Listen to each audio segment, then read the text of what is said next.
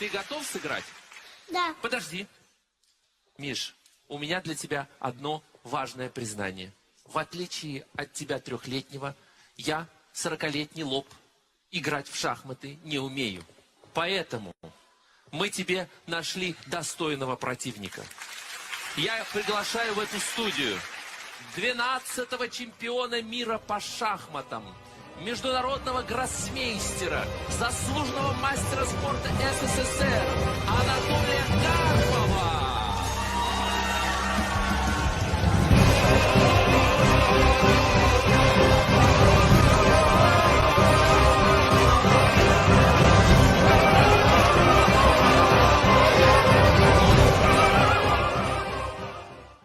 Muy buenas a todos, ¿qué tal estáis? Hoy vamos a estrenar una nueva sección en el canal. Esta sección llamada Cazadores de Mitos está lógicamente inspirada en el mítico programa de televisión y lo que trataremos en este será pues los debates más comunes del juego, del Genshin Impact. Por ejemplo, en este vídeo vamos a hablar de probabilidad contra daño crítico, ya que me dejaron en los comentarios en YouTube en un anterior vídeo un comentario preguntándome sobre ello. Para futuros vídeos podremos debatir más temas de este estilo, de si es mejor el ataque o el crítico, de si Zhongli debe llevar vida, de si Sakarosa debe llevar más maestría elemental, etc. Lo que vosotros queráis y me dejéis en los comentarios y vea que sea un tema bastante más común será el que debata en futuros cazadores de mitos. Los que ya hayáis visto algún que otro vídeo en mi canal sabréis que suelo traer vídeos con opiniones objetivas, opiniones basadas en cálculos, en datos, etc. y que tienen una base fundamentada. Estos cálculos son así, estas opiniones objetivas tienen lugar a error, por supuesto, ya que para hacer estos cálculos tengo que considerar como constantes unas variables que cambian ya no solo las situaciones a las que nos enfrentemos en el juego, sino que no son las mismas para mí, que para ti, que para aquel. Entonces, aunque sean opiniones objetivas, tenéis siempre que tener en cuenta que no son la palabra de Dios y punto. Pero no obstante, para estos vídeos voy a traer incluso opiniones subjetivas. Lo que quiero decir con ello es, además de un cálculo teórico que existe, lo que vamos a tirar es más de teoría pura. Y hablando de opiniones, hoy domingo para cuando se suba este vídeo estaré en directo en Twitch y hoy lo dedicaremos a analizar las cuentas de todos los que se quieran pasar. Para ello simplemente tenéis que entrar en mi Discord, tenéis un enlace en la descripción y básicamente podéis postear imágenes de vuestras cuentas, de vuestros personajes, de vuestros artefactos, de vuestras armas, lo que queráis. O incluso entrar en llamada conmigo y ahí podéis hablar o no, mutearos si queréis, enseñarme compartiendo pantalla vuestra cuenta y lo que tenéis. Y básicamente podéis preguntarme lo que sea. Podéis decirme, oye Selmo, ¿qué es mejor que lleve para pasarme el Abismo 11-2? ¿O qué personajes tengo que mejorar más ahora? ¿O tengo a Xian Link con esto, esto y esto, pero no me recarga la suficiente energía?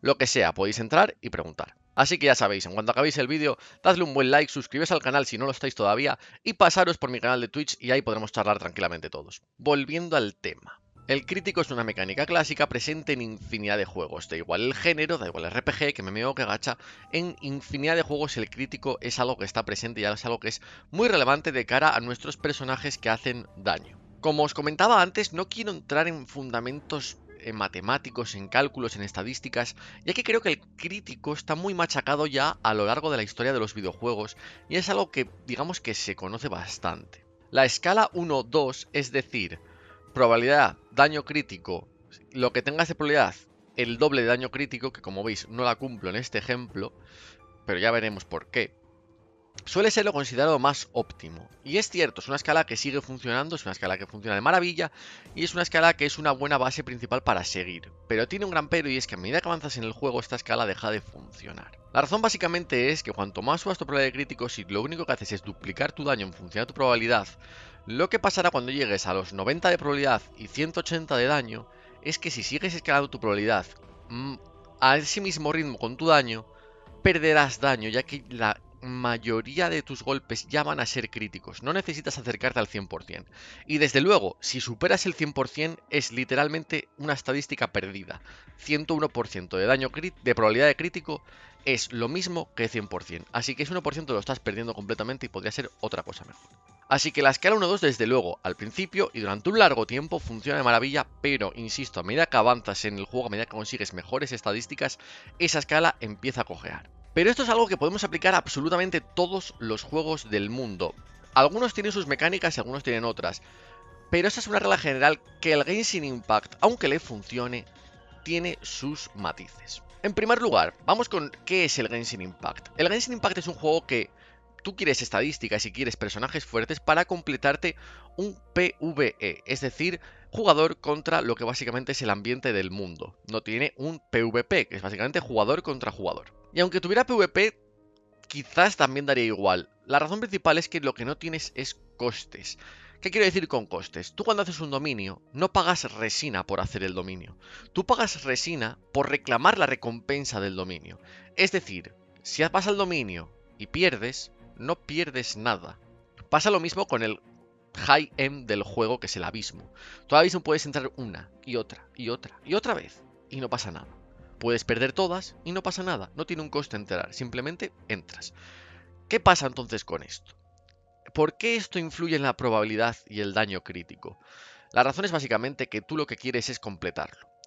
Si te falta daño, si no tienes suficiente daño, si digamos que, vamos a suponer un ejemplo que no es realista, necesitas que este personaje tenga 180 de daño crítico, si no tienes 180, no puedes completarlo, porque el juego te requiere un daño mínimo. El juego tiene checks de daño.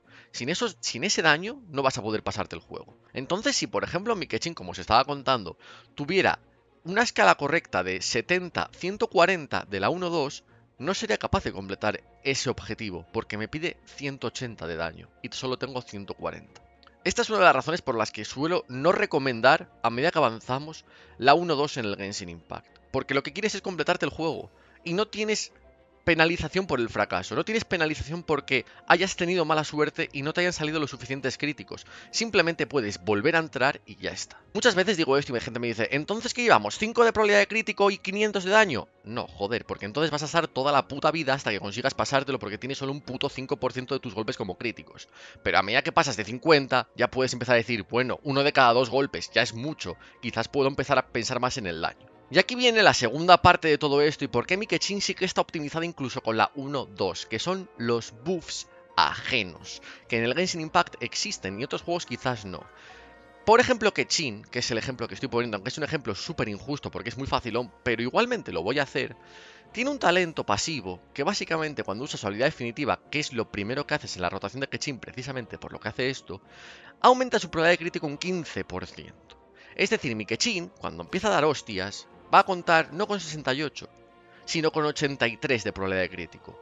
Ya está bastante más cerca del 1-2, que sería 85 con 8, 181,7, más o menos sería la proporción que tendría que tener Keqing. Está muy cerca de ella, ya que ya es óptima en esa escala 1-2. Pero mi Keqing va a fallar de cara a lo que os comentaba al principio, que a medida que pasas del 90%, ya no te merece la pena tanto en probabilidad, sino que tienes que invertir más en daño, ya que cada punto de probabilidad te acerca más a perder daño. ¿Y por qué mi Keqing falla en probabilidad? ¿Por qué tiene demasiada si tiene 68 y gana 15? ¿No? Son 83, ya está. Pues básicamente lo que vais a ver ahora mismo, y es que como os decía, en este juego no solo están los buffs de los propios personajes, que hay más, que Keqing es un ejemplo que os traigo, sino que el propio juego, en el abismo en concreto, te da buffs pasivos. Mi Keqing ahora con este buff ganaría daño y ganaría un 8 de probabilidad de crítico. Pasaría de los 83 a los 91. Si en la siguiente sala me vuelve a dar este buff, estoy en 99. Si en la tercera me lo vuelve a dar, estoy perdiendo daño. En cambio, si tengo 300 de daño crítico y me dan 15, y otros 15, y otros 15, y otros 15.000, sigue sumando. Eso no tiene límite, no tiene techo, es infinito. Que conozcamos, vaya, no creo que haya nadie que haya llegado a 1000 de daño crítico, pero en teoría no se conoce que haya un límite de daño crítico. Entonces, ¿existe alguna regla básica para equipar nuestro crítico a nuestros personajes?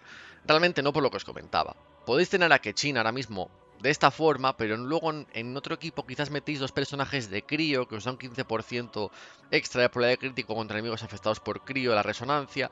Pueden haber demasiados factores que no controlamos o que no sabemos porque no tenemos siempre, digamos, el personaje en los mismos equipos.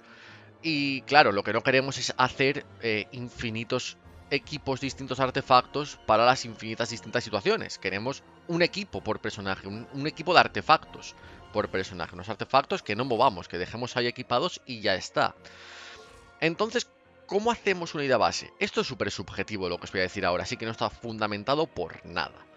Lo que yo hago es empezar acercándome a la escala 1-2.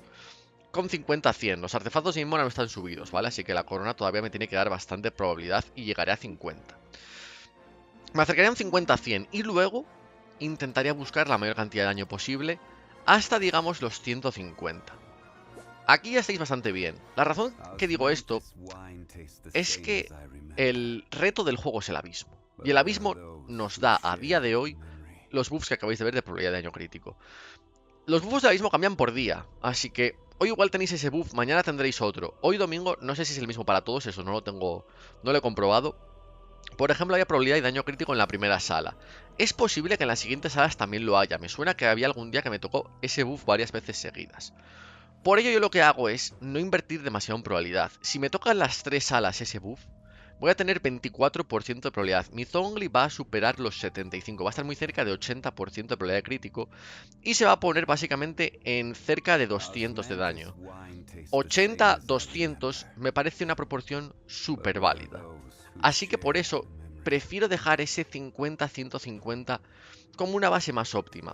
Es lo que suelo tener la mayoría de mis personajes, algo así cercano, por lo que os comentaba de que la 1-2 no funciona del todo. Tened en cuenta que estoy contando solo el bufo del abismo para estos cálculos. Puede haber bufos pasivos por el resto de nuestros personajes y perderemos daño si la probabilidad se acerca mucho a 100 y sobre todo si se pasa. Así que nada, chicos, hasta aquí el primer vídeo, que espero que os haya gustado de esta nueva sección de cazar mitos. Dejadme en los comentarios qué temas más queréis que hable, si queréis que hable de, por ejemplo, las coronas, que muchos decís si es mejor probabilidad, si es mejor daño, si es mejor ataque, si es mejor otra cosa, por qué las copas llevamos daño de X elemento o daño físico, como es el caso de Zhongli. Todo eso podéis comentármelo, incluso Zhongli, por qué llevarlo mejor por ataque que por vida, o por qué puede ser más interesante por vida. Podemos hablar de infinidad de cosas en esta sección. Lo que vea que sea más común en vuestros comentarios será lo que primero me centre. Y la probabilidad de crítico siempre es un tema que ya no solo en mí, sino en otros creadores de contenido veo que se cuestiona bastante. Así que por eso quería hacer este análisis como la primera parte de esta sección. Así que nada, muchas gracias a todos otra vez por ver el vídeo y nos vemos en el siguiente.